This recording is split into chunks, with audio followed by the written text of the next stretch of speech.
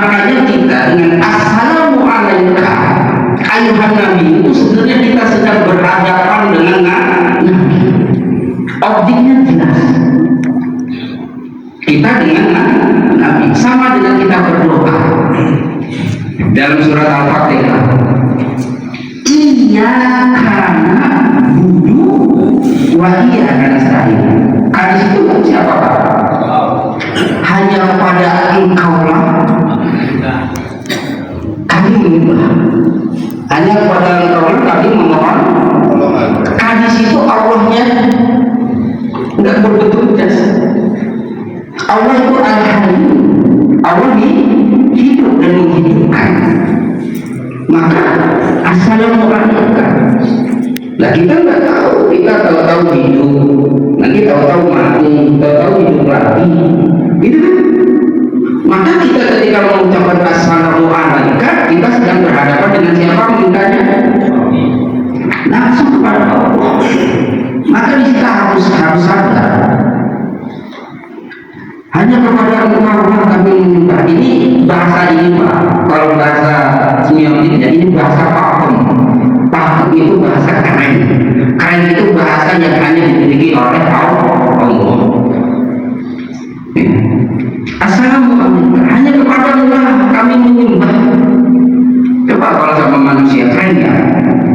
Hanya kepada Allah saya menyembah enggak keren. Kalau besok mati. Tapi kalau Allah al-hayy, saya sangat bangga bisa menyembah Allah karena Allah itu keren. Kenapa? Al-hayy hidup, tidak pernah mati. Makanya ayat-ayat Al-Quran wa anatul wujuhul hayyul qayyum, semua itu tertuju kepada zat yang hayy. Banyak ada yang namanya Ismul Azam. Ismul Azam itu nama Asmaul Husna, yang tertinggi itu Al-Hayy. Al-Hayy Pak. Coba lihat di ayat kursi. Allah la ilaha illa huwa al-hayy. Ya, Allah tidak ada yang benar disembah kecuali Allah yang maha hidup. Dari sifat Allah. Nah ini sifat yang lain ya. Dan sifat al-hayy itu dijayanya ya. Nanti la ta'budu sinatu wa la naum. Dari sifat hidup itu tidak mengantuk, tidak tidur ya, itu dijayanya ya. Oleh sebagai itu bab yang lain Pak, itu al-hayy. Oke, ini tadi Pak jelas ya. Ketika kita mengucapkan assalam berarti kita dicintai oleh Allah dan Rasulnya. Karena assalam tadi adalah asmaul Allah, nama Allah. Ya. Sehingga ketika kita pertama tadi mengucapkan salam tertinggi kepada Allah, yang kedua mengucapkan salam tertinggi kepada Nabi Yullah dengan salam langsung, objeknya jelas di hadapan kita. Assalamualaikum.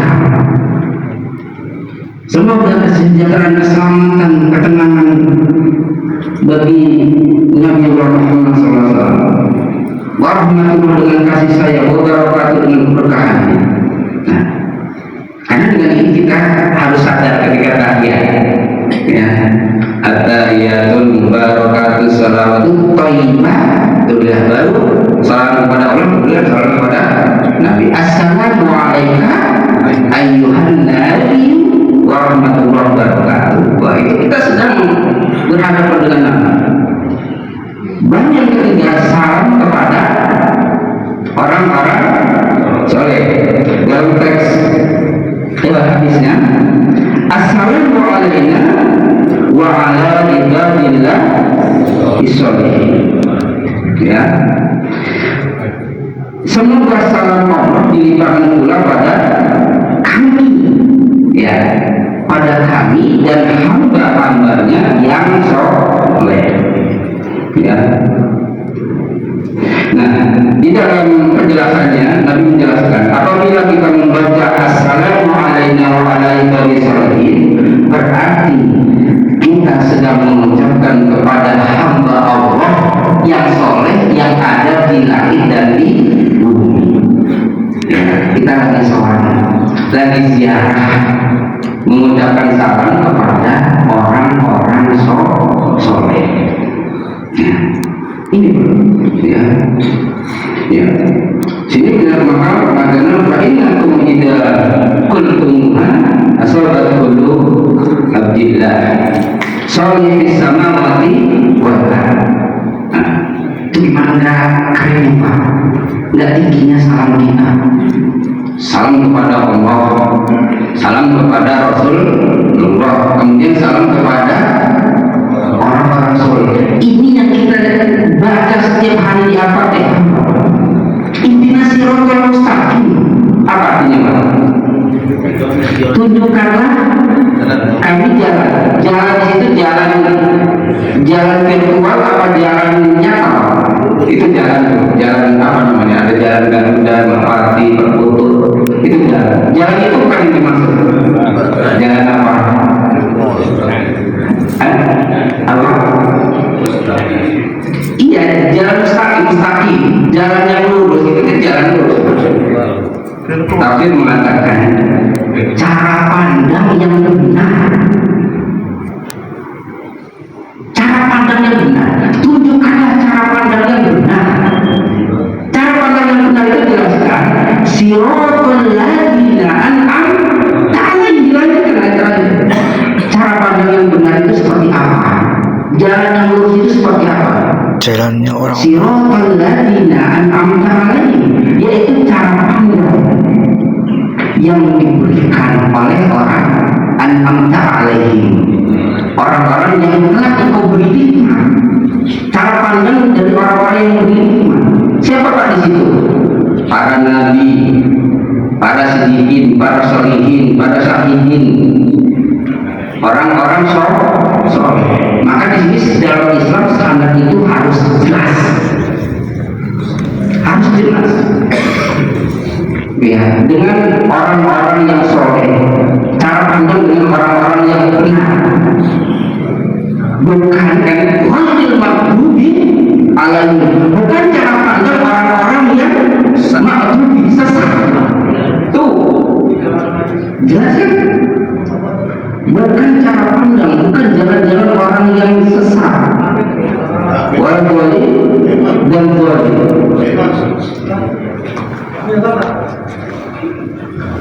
Iya Pak. Apa yang tidak ada orang Nabi? Oh, apa yang tidak tahu. Ya. Kirain menang ya Pak, ya nanti sampai mana tadi? malam dalil. Oh ya, alhamdulillah. Terima kasih Pak. Itu. Maka di sini kita di tahiyat akhir kita soal kepada siapa Pak? Kita mengucapkan salam kepada siapa? Pada yang ketiga adalah pada orang-orang soleh. Maka di sini di dalam hadisnya, ya, fa'innakum idza qultumuha asrartu abdillahi sholihin fi samawati wal ardh. Ya. Apabila kamu mengucapkan assalamu alaikum wa ala ibadillah sholihin, maka kamu mengucapkan untuk semua hamba Allah yang ada di bumi dan di langit. Tuh orang-orang soleh, kaum muhajirin, kaum ansor, tabi'in, orang-orang soleh, para waliullah, itu yang sudah mati.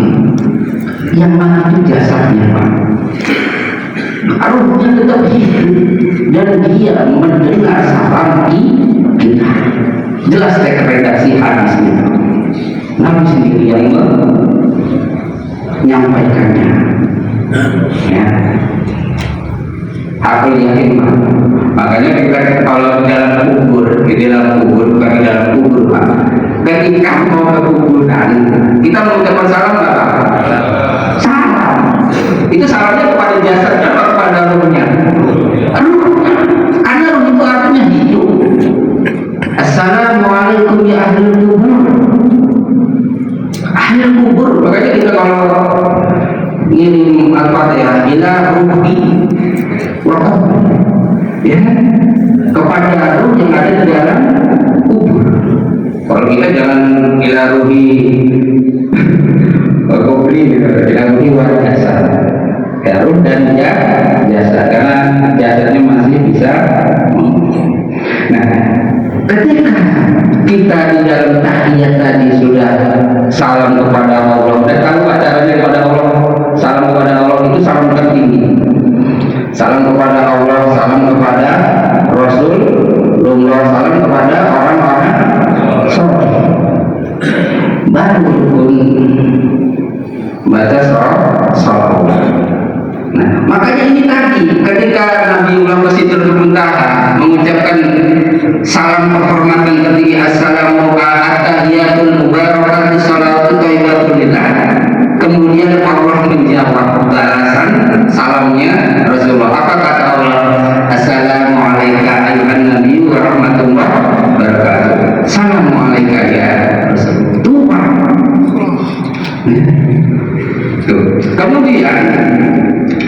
Kemudian kita membaca salawat. Ini yang kita lihat, salawat dan diakhiri dengan salawat. Salam tadi rukun. Ya. Assalamualaikum. Baru kan kita terakhir. Assalam itu rukun sholat. Kalau tadi rukun yang pertama namanya apa? Niat. Niat itu artinya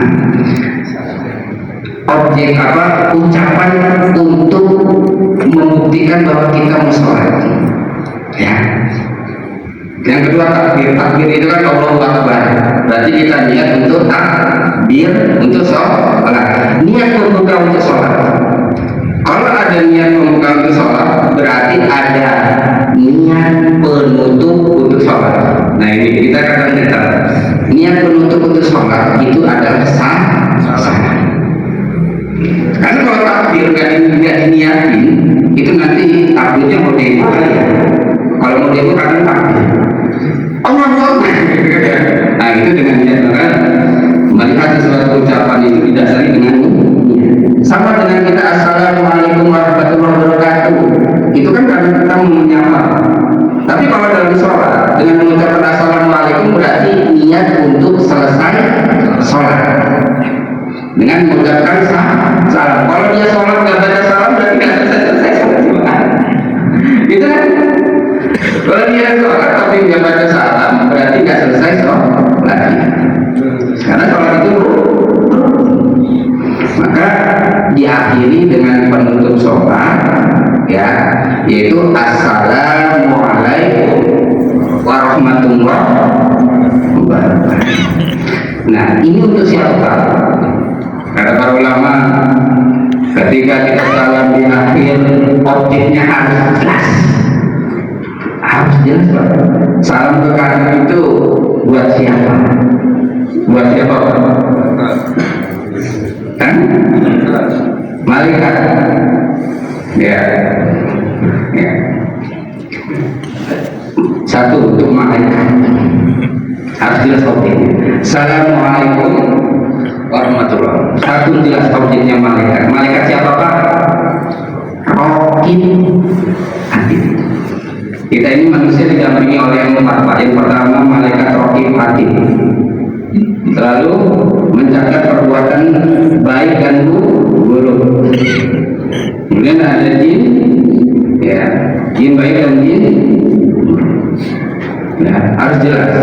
Ya, kalau kita assalamualaikum berarti hitungnya adalah jamaah yang ada di sebelah kanan, dan juga objeknya adalah para malaikat. Kemudian sebelah di kiri, ya, harus jelas. Ya, cuman kita assalamualaikum kalau sendirian siapa, Pak? Kalau salatnya sendirian di rumah, assalamualaikum, nggak ada kan? Objeknya adalah malaikat, ya, para malaikat. Ketika di rumah kan nggak ada orang pun, Nabi mengajarkan assalamualaikum warahmatullahi wabarakatuh. Kalau nggak ada assalamualaikum warahmatullahi wabarakatuh, sama saja. Makanya assalam ini ketika kita mengucapkan salam di luar sholat itu dicintai Allah. Maka Nabi mengatakan afsus salam bainakum tahad, sebarkanlah salam kepada orang lain, maka dengan salam itu kita dicintai Allah dan Rasulullah. Karena dengan salam itu adalah asma Allah, ya, sifat Allah yang punya sifat assalam, kedamaian, ketenangan, ketentraman, keselamatan. Masya Allah. Maka orang yang selalu mengucapkan salam itu selalu damai. Makanya disertai dengan gerakan ya. Salam, salam itu kan artinya kedamaian. Ya, salam. Ya. Assalamualaikum, gerakannya salam. Kalau udah salam itu udah sah. Gitu kan? Damai, rukun. Kalau ada persisian salaman dulu, salaman dulu. Ya, berarti ada kedamaian. Itu adalah sifat Allah. Sifat Allah yang ini sifat yang damai. Hanya dengan Asmaul Husna dan Ismu Salam, ya, dengan nama Assalam, mudah-mudahan kita dicintai Allah dan Rasulnya, dicintai dengan malaikat, dicintai oleh orang-orang soleh, karena dengan salam itu adalah tingkat tertinggi Asma Allah ketika kita mengucapkan di waktu sholat, di waktu ibadah dengan keadaan sadar. Kita soal kepada Allah, soal kepada Rasulullah, dan soal kepada orang-orang soleh. Mudah-mudahan kita amalkan. Assalamualaikum warahmatullahi wabarakatuh. Assalamualaikum warahmatullahi wabarakatuh. Terima kasih kepada Bapak Ustaz Pertama yang telah memberikan tausiahnya kepada kita semua. Semoga apa yang beliau sampaikan dapat berguna dan bermanfaat untuk kita semua. Selanjutnya kita tutup acara pada pagi ini dengan membaca doa bersama dengan Bapak Ustaz Pertama. Dan sebelum membaca doa, saya tutup wawancara apabila ada hal yang kurang berkenan, mohon meminta maaf yang sebesar-besarnya. Wassalamualaikum warahmatullahi wabarakatuh. Waalaikumsalam warahmatullahi wabarakatuh.